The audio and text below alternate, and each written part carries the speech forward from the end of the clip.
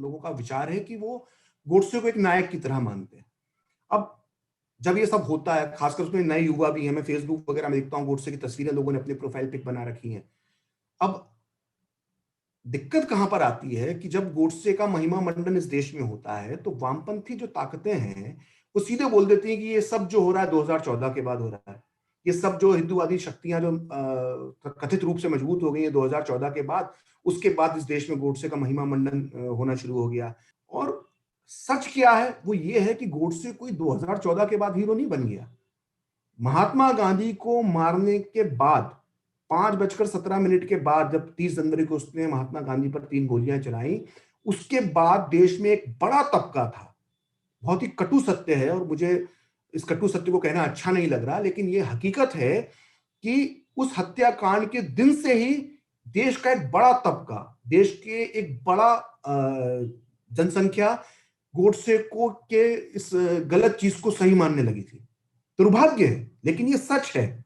और खासकर जो शरणार्थी जो पाकिस्तान से आए थे, उनको तो लगा कि ये गोडसे ने सही किया। दुर्भाग्य है, लेकिन वो ऐसा सोचते थे। और अगर हम उनकी जगह पर अपने आप को रख के सोचें कि जिसका पूरा परिवार लुट गया हो, जिसकी जीवन भर की कमाई चले गई हो, जिसके बच्चों को, बीवियों को, बुजुर्गों को मार दिया गया हो, जिनकी घर की महिलाओं के साथ असमत टूटी गई हो, वो किस मानसिक स्थिति में रहे होंगे। हमारा एक जगह से दूसरी जगह पे ट्रांसफर हो जाता है नौकरी करते हुए, तो हम विचलित हो जाते हैं कि हमें अपनी जगह छोड़नी पड़ेगी, नए शहर जाना पड़ेगा। सब कुछ उठाकर लुटते पिटते अपना परिवार को गवाते हुए आ गए आप एक अनजाने शहर में, ठंड में पड़े हुए हैं, कोई आपको सुविधाएं नहीं दे रहा, आपकी कोई सुनवाई नहीं हो रही है, अव्यवस्था फैली हुई है। एक व्यक्ति कह रहा है कि नहीं, मकान नहीं मिलना चाहिए उनको, तो मुस्लिम शरणार्थी वापस आएंगे।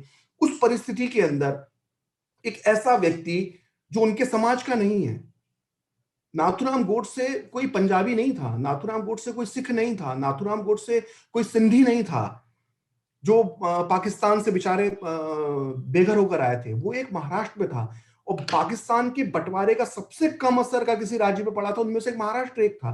ना कोई बहुत ज्यादा लोग गए, ना कोई बहुत ज्यादा लोग वहां पर आए। हालांकि बाद में बहुत तादाद में सिंधी बसाए गए, लेकिन उस दौर में ऐसा नहीं हो रहा था। जो भी शरणार्थियों का जो प्रेशर था वो नॉर्थ इंडिया के शहरों पर था। तो उनके मन में यह भावना आई कि व्यक्ति जिसके समाज, जिसका जो एक महाराष्ट्रियन है, जो चित्पावन ब्राह्मण है, जिसके समाज पर कोई इसका असर नहीं पड़ा, उसने हमारे लिए, क्योंकि देखिए मानिए ना मानिए, शरणार्थियों की समस्या थी, उसकी वजह से कहीं ना कहीं नाथूराम गोडसे ने गांधी को मारा। तो शरणार्थियों को यह लगता था कि जो हमारे बीच का व्यक्ति नहीं है, उसने हमारे लिए अपनी जान पर खेल गया, जिसने मार दिया। संपादक था वो तो अखबार का, कोई क्रिमिनल, उसका इस तरह का बैकग्राउंड नहीं था।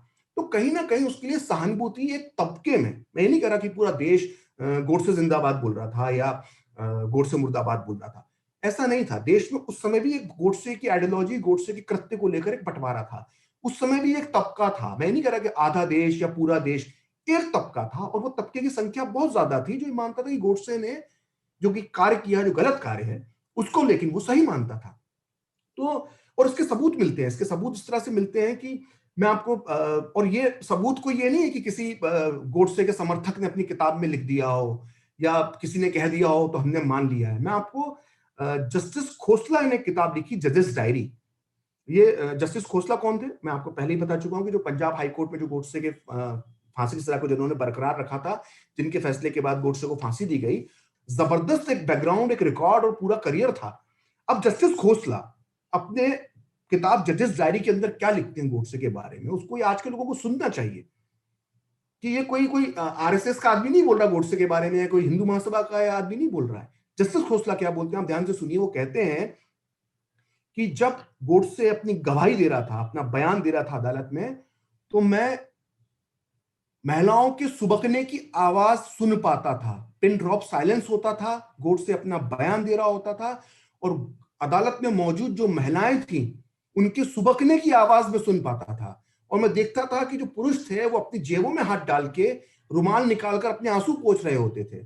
और अगर, अब आप ध्यान दीजिएगा अगली लाइन पे जो जस्टिस खोसला ने अपनी किताब जजेस डायरी में लिखी कि अगर अगर मैंने अदालत में मौजूद लोगों को ज्यूरी बना लिया होता, मतलब ज्यूरी जो बहुमत से फैसला करती है, उसका फैसला मान होता है, कि अगर मैंने अदालत में मौजूद लोगों को ज्यूरी बना लिया होता तो नाथूराम गोडसे बाइज्जत बरी कर दिया जाता। तो सोचिए, और शिमला में कौन रहता था? आप आज की शिमला से तुलना मत कीजिए। शिमला उस समय भारत का एलिट क्लास का एक शहर था, जिसमें कोई आम आदमी नहीं जाता था। उसमें उस समय जो भारत के बड़े उद्योगपति थे, बड़े व्यापारी थे, अंग्रेज लोग थे, एलिट क्लास था, उस तरह के पढ़े लिखे लोग उस शिमला के अंदर रहते थे। और उनके अंदर ये भावना थी गोडसे के प्रति। गोडसे जब पहली बार अदालत में आया था तो वो उसने स्वेटर नहीं पहन रखा हुआ था, वो ठंड से हल्का सा ठिठुर रहा था। तो कहते हैं कि जब वो वापस जेल गया तो उसके बाद उसके पास महिलाओं ने स्वेटर बुनकर उसको भेजना शुरू कर दिया था। मैं इसकी पुष्टि नहीं कर सकता हूं, लेकिन अलग अलग गोपाल गोडसे और अन्य लोगों के जो बयान हैं वो ये बताते हैं कि उस दौर में जो शिमला की महिलाएं थी वो उसको देख के इतनी द्रवित हो गई थी ठंड में उसको ठिठुरता हुआ देख के कि उसको अपने हाथों से स्वेटर बुनकर उस तक पहुंचा रही थी। और ये कौन महिलाएं थी? ये कोई महिलाएं जो आज इस तरह की कई लोग हैं जो गोडसे जिंदाबाद बोल देते, उस तरह के लोग नहीं थे।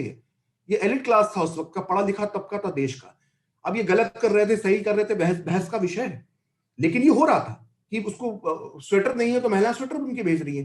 तो गोडसे आज थोड़ा हीरो बना है, गोडसे तो अपनी जीते जी हीरो बन गया था।